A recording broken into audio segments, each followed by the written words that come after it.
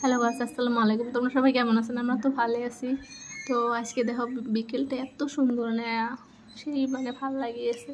কি সুন্দর বাতাস, একদম মেঘলা মেঘলা আকাশ, সেই ভালো লাগে, সেই ভালো লাগে। তোমরা দেখিয়ে দেখো। আরেকটা বস্তু দেখেন, মানুষ পেটের জন্য কত কিনা করে, এই মানুষটাকে দেখো।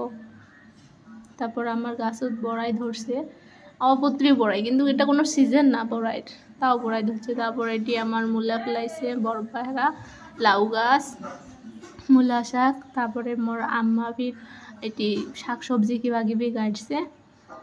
মুই তোমাকে আরেকদিন ডিটেলত দেখাইম সবজিগুলো কেমন।